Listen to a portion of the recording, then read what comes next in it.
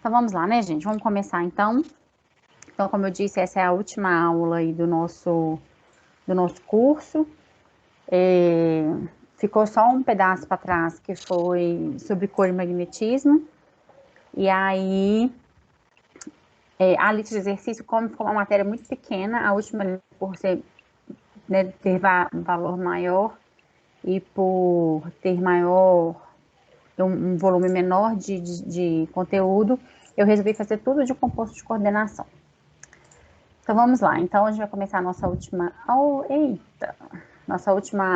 e vamos falar sobre... Desculpa, a gente não vai falar sobre TLV.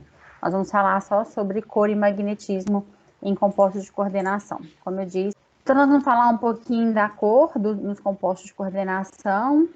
Algo que a gente tem que comentar é que, geralmente, espécies que contêm o mesmo íon metálico, como, por exemplo, o níquel, dependendo do ligante que ele está coordenado, apresenta cor na solução diferente.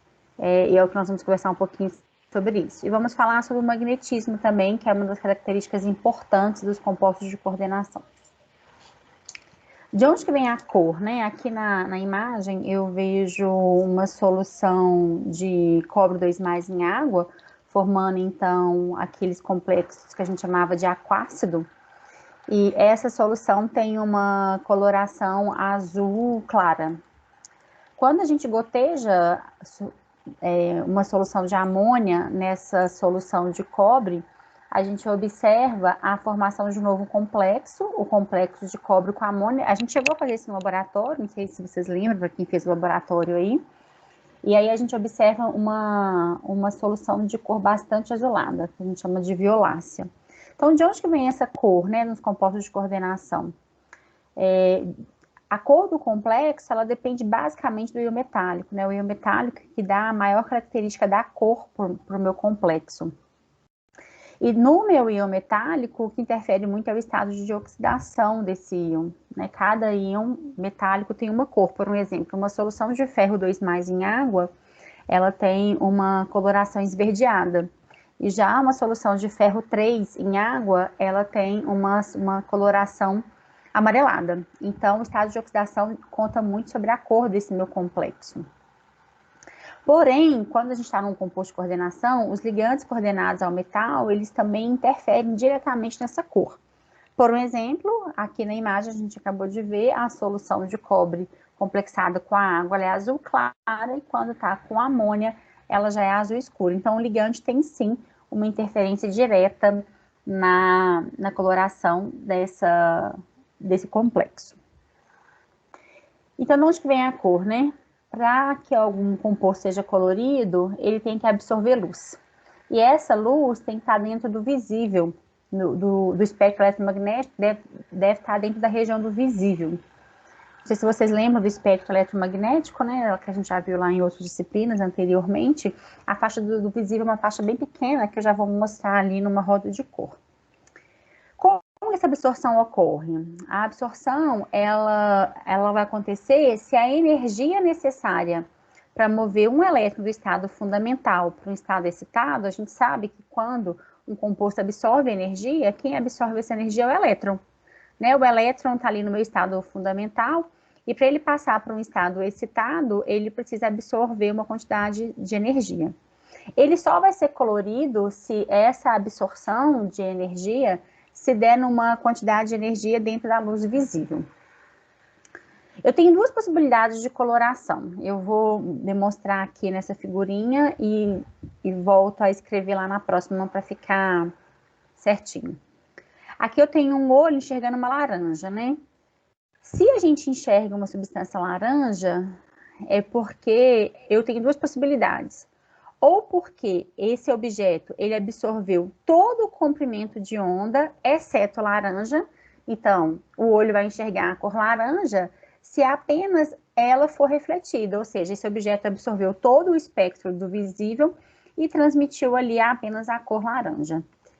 Como é que eu faço para tirar? Acho que não consigo. Já a segunda opção, deixa eu ver se eu tenho como baixar aqui, diminuir para sair. Já a segunda opção é quando Apenas a luz azul ela é absorvida, e a luz azul absorvida, ela é complementar do laranja. Então, se ela absorve só a azul, a gente vai enxergar a laranja. Então, tem duas possibilidades. Ou ele absorve um único comprimento de onda, como o caso do azul, e aí ele vai se apresentar numa cor complementar, ou ele absorve todo o espectro visível e deixa apenas um de fora. E aí ele vai refletir esse que ele não absorve. E o objeto vai se dar daquela cor. Raquel, como que eu sei quando que ele vai absorver só uma cor ou se vai absorver todas as cores?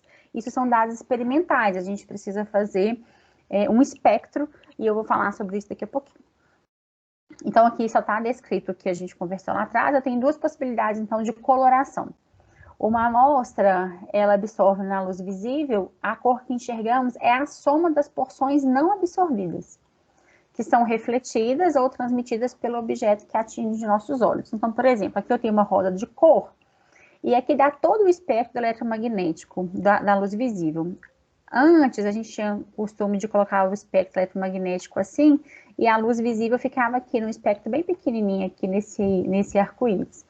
A roda de cor, essa roda chamada de roda de Newton, a gente só fecha aqui essa linha, formando então um círculo, porque aí a gente consegue ver as cores complementares.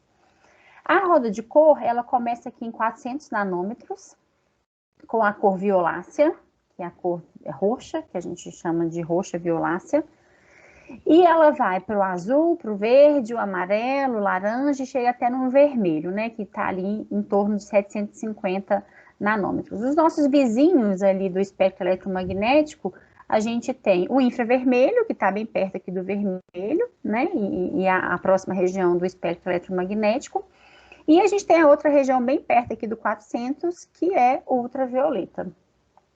Então, os nossos vizinhos aqui no espectro visível é o infravermelho próximo e o ultravioleta próximo. Então, essa roda de cor, ela me ajuda na identificação da cor de um complexo. Por um exemplo, lá atrás a gente viu que a gente estava enxergando um objeto de cor laranja. Por quê? Ele estava absorvendo a cor azul, então a gente enxergava ele na cor laranja. Ou então, a possibilidade é ele absorver todo mundo aqui do meu espectro visível, ou seja, nas cores vermelhas, roxa, azul, verde e amarelo, e não absorve o laranja. E aí a gente enxerga, então, o laranja, porque ele reflete essa cor que ele não absorve. Então, essas são as nossas duas possibilidades. Então, aqui a primeira é essa, quando a gente absorve todo um espectro eletromagnético visível e só deixa uma cor de fora. E isso tem a ver com a energia do meu metal, né, gente? Então, isso depende de cada metal. Ou então, a gente considera só a cor complementar, ou seja, ele absorveu, por exemplo, no amarelo. Se ele absorve no amarelo, o meu objeto ele vai ser roxo. Se ele absorve no vermelho, o meu objeto vai ser verde. Muito bem. E eu tenho duas situações que são as duas situações extremas, né? Quando um objeto absorve todo o comprimento de onda de luz visível, ou seja, ele absorve aqui de 400 nanômetros a 750 nanômetros, a gente não consegue enxergar nenhuma cor, porque não transmite nenhuma cor. Então, esse objeto, ele parece preto aos nossos olhos. Por outro lado, se ele não absorve nenhuma luz visível, se ele não consegue absorver nenhuma energia aqui dentro do espectro eletromagnético visível, ele é branco, né? Porque então ele não está refletindo nenhuma cor. E se for opaco ou incolor ou ainda transparente. Então, essas são as nossas opções. Então, eu tenho aí 4 opções, né? Eu tenho a opção de apenas um comprimento de onda específico, eu tenho a opção de absorção de todo o espectro eletromagnético, com exceção de uma única cor, que ele também vai ser colorido, ou então absorve todo o espectro eletromagnético e aí ele vai ser preto, ou não absorve nada, ele vai ser branco. Então, essas são as possibilidades de cor que eu tenho. Como que eu faço isso no laboratório, né? Então, aqui tem uma roda de cor e aqui tem um espectro para a gente ver como que a gente faz isso no laboratório. A quantidade de luz que é absorvida por uma amostra, né, em função do comprimento de onda que ela absorve, é chamada de espectro de absorção. A gente geralmente utiliza um equipamento que é chamado de espectrômetro na região do ultravioleta e visível, que a gente prepara uma solução dessa amostra, né? Eu pego lá um complexo, preparo uma solução, ela precisa ser transparente, porque a luz precisa passar por essa solução. E aí eu jogo um feixe de luz na região do visível e do ultravioleta, tem até ali na região do ultravioleta.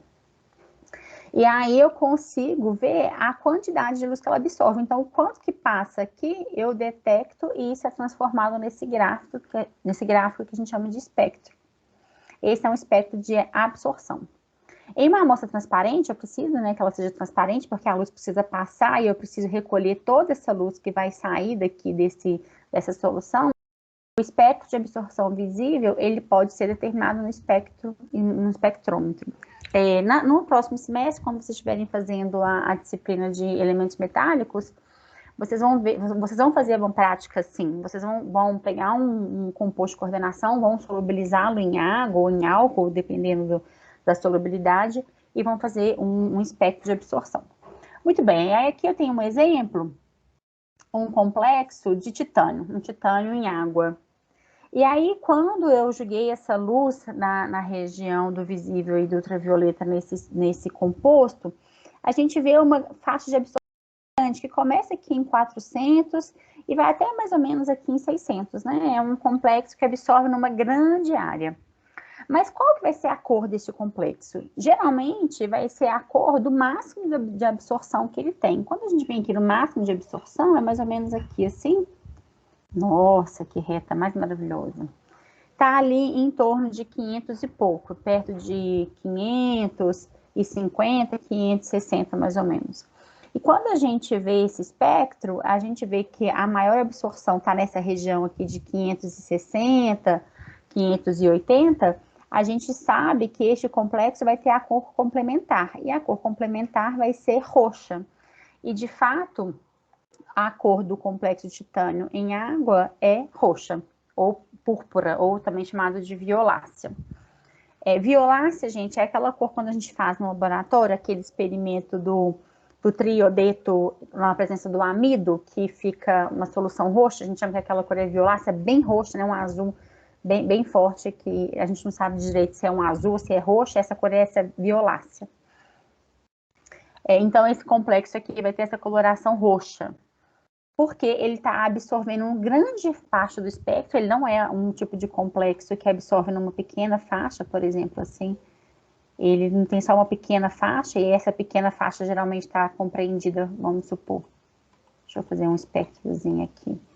Vou colocar um de 700. Vamos supor que ele esteja nessa região aqui de 700. Nesse espectro, a gente vê que esse complexo ele está absorvendo numa região muito pequena. Se ele está absorvendo nessa região de 700 nanômetros, a gente fala que ele só absorve ali o vermelho. Se ele está só absorvendo o vermelho, ele vai ser verde.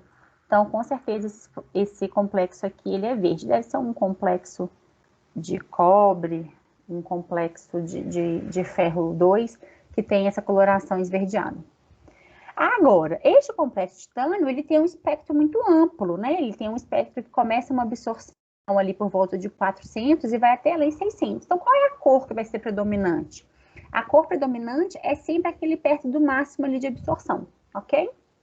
Aqui na figura fala assim, azul, verde e amarelo são absorvidas, né? Então, a mistura da cor violeta e vermelha, porque tá bem aqui no limite, né, gente, do azul e do amarelo e do verde, tá bem aqui nesse limite aqui da coloração. Ele chega aos olhos com uma cor púrpura, né, uma cor roxa. Muito bem. O que precisa, né, de um metal dentro de um composto de coordenação para ele ser colorido? Ele geralmente precisa de um orbital D parcialmente preenchido, para que esse complexo seja colorido. As transições que caem dentro do visível são transições que a gente chama de transições DD. Eu tenho um elétron ali no orbital D, que ele, para ser excitado dentro do meu orbital D, geralmente essa faixa de energia, ela está dentro do visível. Então, a gente costuma dizer que as transições de cor que acontecem em compostos de coordenação são transições DDs. Então, para que eu tenha a possibilidade de pegar um elétron no orbital D e excitar para dentro de um orbital D também, ele tem que ter um orbital D parcialmente preenchido. Então, o contrário a gente pode dizer que é a ausência de cor. Por exemplo, íons metálicos D0, eles normalmente são incolores. Aqueles que são D10, geralmente eles são brancos também, porque eles não conseguem absorver na região ali do visível. Por exemplo, compostos de zinco geralmente são brancos. A gente tem algumas exceções, como sempre, né? O permanganato, ele tem coloração, e o cromato também, né? A gente até usa muito esses íons como identificação de cor, né? A gente vê uma reação de oxidação acontecendo na presença de permanganato porque ele perde de cor. E o cromato e o dicromato também são utilizados até aí no bafômetro, né? A mudança de cor indica, então, uma reação de oxidação. Então, são exceções aí que são exemplos de metais D0. Aqui está uma rodinha de cor para vocês não perderem ela de vista. Obviamente, nos exercícios tem a roda de cor, na prova também tem, né? Não precisa ninguém decorar. Muito bem, essas são as situações de cor dentro de um composto de coordenação. O que a gente precisa entender é, eu não tenho como simplesmente olhar para o metal, por exemplo, eu falo assim com vocês, então tudo bem. Então, eu vou pegar um cobalto, peguei um exemplo ruim, então mesmo que eu vou dar no magnetismo, mas tudo bem. Um cobalto mais bipiridina, BIP. Que cor que vai ser? Tem como a gente saber? BIP. Tem como a gente saber? Não tem, tá, gente? Não tem, isso aí não tem. Isso são dados experimentais. A gente precisa ir lá no laboratório fazer... A gente tem como ter uma ideia, por exemplo, a gente tem compostos de cobalto que podem ser azul, que podem ser rosa. Mas eu tenho que ter e muito depende do estágio de oxidação do cobalto. Mas para saber a cor exata do meu complexo, eu preciso fazer uma varredura nele dentro ali da absorção no visível e ultravioleta. Então, tudo isso é dado experimental, a gente não tem como prever. Tá, e agora então a gente vai falar um pouquinho sobre magnetismo. Vamos relembrar um pouco sobre o magnetismo aí e falar um pouco dele na química de coordenação. Fiz uma pausa aqui porque a gente precisa recordar. Para a gente falar de magnetismo, a gente precisa falar de distribuição eletrônica. Todo mundo aí sabe fazer distribuição eletrônica? E mais que fazer distribuição eletrônica, a gente tem que saber fazer distribuição por quadrícula, que é essa distribuição aqui que a gente tem aqui expresso para alguns metais, né? Aqui eu tenho escândio, titânio, vanádio, cromo, manganês, ferro, cobalto, níquel e cobre. Esses são, aqui essa imagem, ela mostra só a distribuição eletrônica lá dos últimos, do último nível D, que é o subnível 3D. Lembrem que todos esses metais de transição, eles têm a configuração NS, não estou conseguindo dar a canetinha, NS e N-1D. Obviamente, o S foi preenchido primeiro. Como o S foi preenchido primeiro, ele já está aqui, ele está atrás dessa distribuição, ele não é mostrado. Então, aqui só está mostrando a distribuição D, que é lá o meu último nível de valência ali dos meus metais de transição. Quando a gente olha para o escândio, a gente vê que ele tem um elétron de valência e ele está desemparelhado. A mesma coisa acontece para o titânio, vanádio, cromo, manganês, e assim sucessivamente. A única observação que eu tenho aqui é para este íon de cobre, ou para o átomo de cobre. O átomo de cobre, ele tem todos os elétrons emparelhados. Quando eu tenho todos os elétrons emparelhados, como que chama essa característica magnética? Vocês lembram? Compostos assim são chamados de diamagnético. Diamagnético. Um composto diamagnético é aquele que dentro da distribuição eletrônica não tem nenhum par de elétrons desemparelhados. Todos esses outros aqui são chamados de compostos de átomos paramagnéticos. Esses são, então, chamados de... Deixa eu voltar aqui para minha canetinha. De paramagnéticos. Todos esses aqui são paramagnéticos. Eles têm pelo menos um elétron desemparelhado na sua distribuição eletrônica. Aqueles átomos que têm todos os elétrons emparelhados são chamados de diamagnéticos. Então, o que vem a ser o magnetismo, né? Todo paramagnético, ele é capaz de apresentar uma atração por um ímã? Não.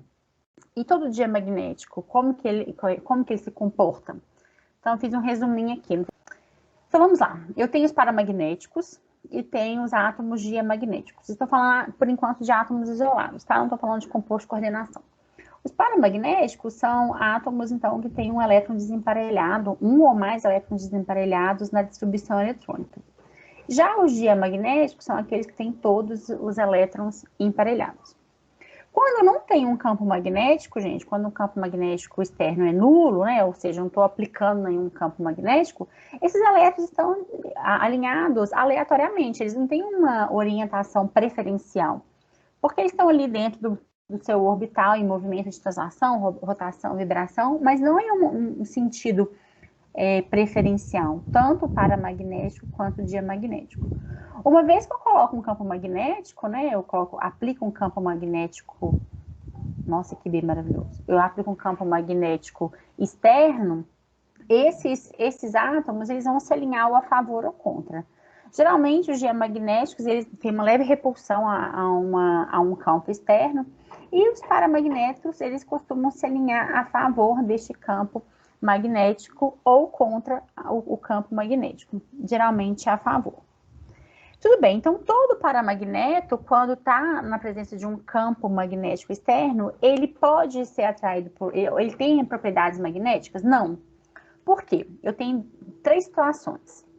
Essa situação eu tenho, vamos supor, 4 spins. 1, 2, 3, 4. Vou desenhar aleatório aqui. 1, 2, 3, 4. Eu tenho 4 spins. Eu tenho 4 elétrons não emparelhados. Quando eu colocar o campo magnético, eu tenho 2 possibilidades. 2 se alinham a favor do campo e 2 se alinham contra o campo. Ou todos se alinham a favor deste campo. Eu tenho, então, 2 situações. Quando o paramagneto ele se alinha todo a favor do campo, ele é chamado de ferromagnético.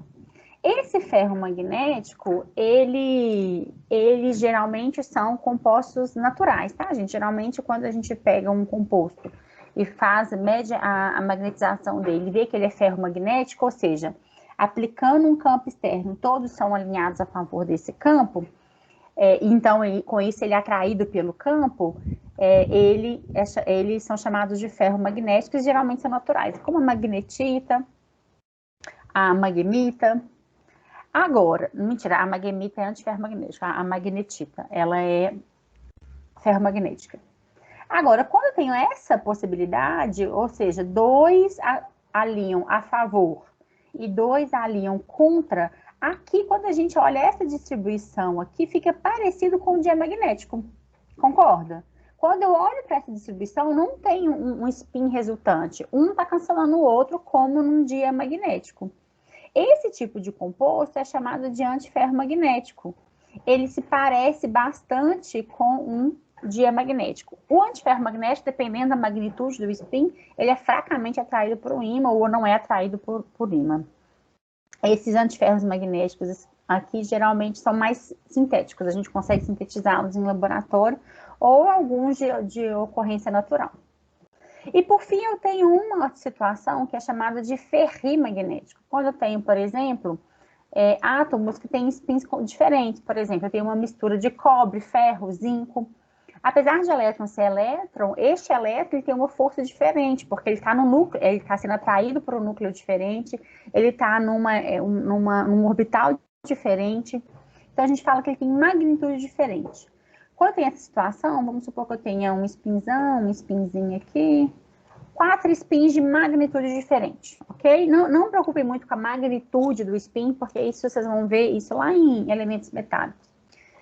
Quando eu aplicar um campo magnético, mesmo que ele se alinhe a favor ou contra, um grandão aqui e um pequeno, um médio e outro pequeno, a gente vê que eles não se cancelam, né? Eles não se anulam. Então, assim, eu tenho ainda uma resultante ali de um spin que faz ele ser fracamente magnético.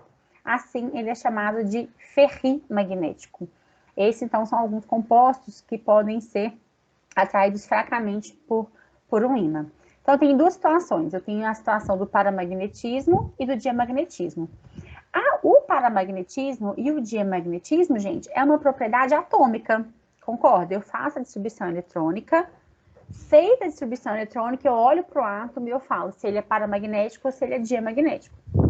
Agora, se ele é ferromagnético, antiferromagnético ou ferrimagnético, quem vai me dizer isso é o composto, é o átomo já dentro de um composto, como, por exemplo, num óxido, numa liga. Eu só tenho como saber essa propriedade se ele estiver dentro de um composto, porque a propriedade atômica ela é essa aqui, ela é paramagnética ou diamagnética. Dentro de um composto, como que esse átomo comporta? Como um ferromagneto, um antiferromagneto ou um ferrimagneto. Então, isso são medidas também que são feitas em laboratório. Não tem como eu olhar para uma estrutura e falar assim, essa estrutura vai ser antiferromagnética. São medidas feitas em laboratório. E nos compostos de coordenação, como que isso funciona? Vamos conversar um pouquinho dentro dos compostos de coordenação. Muitos dos compostos de coordenação exibem paramagnetismo. É fato, porque a maioria dos compostos dos metais de transição, eles são paramagnéticos, né? Então, isso arrasta para o meu composto de coordenação. O íon metálico possui um par de elétrons desemparelhados, né? Então, ele é paramagnético. Então, as medidas experimentais determinam esse grau de paramagnetismo, tá, gente? A gente precisa medir isso no laboratório. Só que tem uma situação. Os ligandes, eles interferem no magnetismo. A gente vai ver um caso de átomos que a gente tem propriedades paramagnéticas e quando coloca dentro de um complexo, ele vira diamagnético. Mas como que a gente vai determinar isso, né? As teorias de ligações, elas têm que nos ajudar para isso. Então, assim, a gente tem hoje 3 teorias de ligação, uma justifica, mas não prevê, e eu tenho duas teorias que conseguem prever e justificar esses comportamentos magnéticos. Essas teorias são de outra disciplina, mas eu vou falar um pouquinho da situação que a gente observa dentro dos complexos. Por exemplo, esse íon complexo aqui de cobalto, com 6 cianetos, né? Então, eu tenho 6 ligantes cianetos aqui no número de coordenação igual a 6. Vamos ver aqui qual que é o meu estado de oxidação. Cada cianeto tem uma carga negativa, então, se são 6, são 6 cargas negativas. Só um minuto, gente, me estão tudo voando aqui. São 6 cargas negativas, e aqui fora eu tenho 3 cargas negativas. Se eu tenho 3 cargas negativas aqui fora e 6 cargas negativas dentro, é porque o meu cobalto tem um NOx mais 3. Se ele tem um NOx mais 3, então ele é cobalto mais 3. Mesma coisa aqui embaixo, o flúor tem cada flúor tem uma carga menos 1, são 6, então menos 6. Aqui fora, menos 3, então aqui o cobalto também tem NOx mais 3. Então, eu estou falando de 2 compostos de coordenação que tem cobalto 3+, como centro metálico. A gente acabou de ver que quem determina o magnetismo é o meu centro metálico, mas eu faço medidas e vejo que o cobalto 3+ com cianeto, ele é diamagnético. Enquanto o cobalto com 6 fluoros, ele é paramagnético, tendo 4 elétrons desemparelhados. Por que isso acontece, né? Vamos só dar uma olhada aqui como que é o átomo de cobalto em si. O cobalto, ele tem número atômico 27, né? Se ele tem número atômico 27, a distribuição por cerne de gás nobre é a configuração do argônio, 3D7, 4S2. Quem tiver dúvida depois aí pode fazer. Se quiser, eu faço aqui agora. Vou te pegar aqui uma máquina de escrever. Vamos lá. Deixa eu diminuir a letra, porque não dá cabelo. Nem tanto. 1S2, aqui não tem como fazer subscrito, tá, gente? 1S2, 2S2. Eita. 2S2. 2P6. 3S2. 3P6. Aí vem 4S2. Aí já tem 10, 20. Então, falta 3D7. Vamos lembrar que quando a gente tem cerne de gás nobre, vamos só puxar da memória aí, a gente pega a configuração do gás nobre anterior, que é essa aqui, a configuração do argônio, que tem 18 elétrons. E aí fica sobrando somente 4s2, 3d7. Aqui ele organizou em relação ao número quântico principal, tá? Mas não tem problema nenhum, não. A gente pode fazer ou argônio 4s2, 3d7 ou 3d7, 4s2. Lembrando que a gente tem que saber a ordem de preenchimento, mas a gente tem que lembrar do número atômico principal aí. Então tá, então o cobalto, quando ele tá na sua forma zero, né, ele tem essa distribuição seguindo a regra de Hund. 4s2 está completo, 1, 2, 3, 4, 5, 6, 7. Então ele tem 3 elétrons, desemparelhados. E aí, ele é um átomo de características paramagnéticas. Eu estou falando no complexo de um cobalto que é cobalto 3+. Eu preciso tirar, né, gente, 3 elétrons. Vamos tirar 3 elétrons. Eu vou tirar 3 elétrons do orbital S, porque é o mais externo, né, que tem os elétrons com número quântico maior. E depois vou tirar um elétron aqui, perdão. Ele vai ficar com 4 elétrons não ligantes. Esses 4 elétrons, então, não emparelhados, ele dá a característica paramagnética. Mas aí você também não interfere em nada, porque lá no meu diamagnético, ele continua vindo de um átomo que era paramagnético e agora ele é diamagnético. Por quê? Como que isso acontece? Eu tenho a teoria de ligação de valência, né, que ela prevê um pouco, ela não prevê, desculpa, ela justifica esse magnetismo, mas ela não prevê. Mas eu tenho a teoria do campo cristalino, que ela já consegue explicar um pouco mais esse magnetismo. Só que a gente não vê isso nessa disciplina. O que eu preciso saber até o momento do magnetismo? Eu preciso saber que a principal característica, ela vem do meu metal, da característica desse metal. Eu tenho como prever como que vai ser o meu magnetismo? Não, isso são dados. Eu vou te dizer que esse composto ele é diamagnético ou paramagnético. Ponto. Então, a gente tem que resumir como cor e magnetismo no composto de coordenação.